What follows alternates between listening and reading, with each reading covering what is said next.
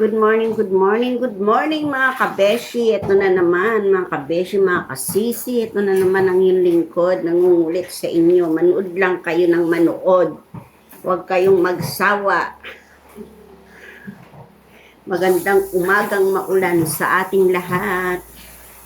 Ito, kararating ko lang galing bumili ng aming uulamin. Ang balak ko sana, munggo.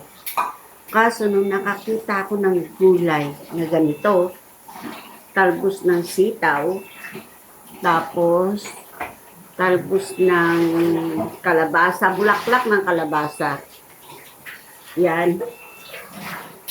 Tapos patola, tapos sitaw, and then hahaluan ko siya ng talong at saluyot. Yan ang aking dininding for today's video. Yan ang aking lulutuin. Ay, shout out nga pala kay Annette na mabait na lagi akong pinapautang. Char. Ito kasi si kabeshi.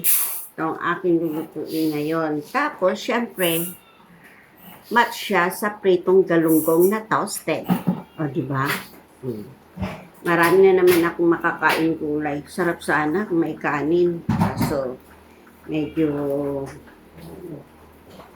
hinay-hinay muna tayo sa kanin. Huwag muna tayong magkanin-kanin para bumaba ang kolesterol, blood sugar. Medyo iwas-iwas muna tayo sa matatamis. Ayan. Ang kinakain ko lang ngayon is puros gulay-gulay, prutas. Yan. Tapos, yan. Magpapak ng isda. Hindi paksiw, sigang. Minsan, mamayang gabi, magsisit and sar ako.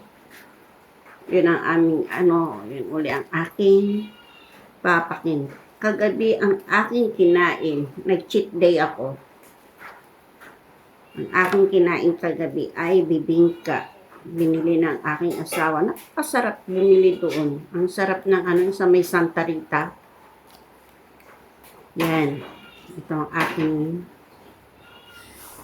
lulutuin ngayon. Dati-dati ang pamilya ko, yung mag-ama ko, hindi mahilig sa gulay.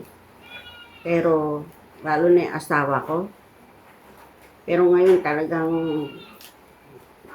napipilitan siyang kumain kasi nagluluto naman ako ng pork or beef once a month. Hindi panay-panay.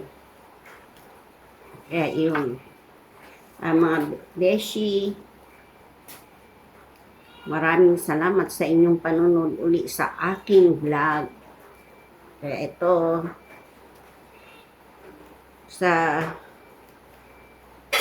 yan, diba? Ang sarap ng gulay.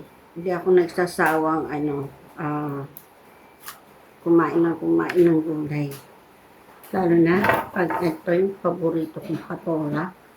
Yan, tapos ito, sarap. Maglalaway ka talaga. Kaya yun. Okay mga kabeshi, mga kasesi. Ingat-ingat po tayo dahil may ulan. Nandiyan na yata si Bagyong Nando. Nando ba yung bagyo?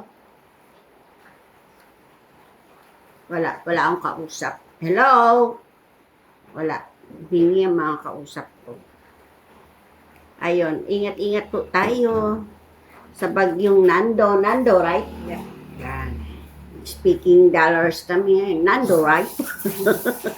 Okay mga kabeshi, salamat. Bye.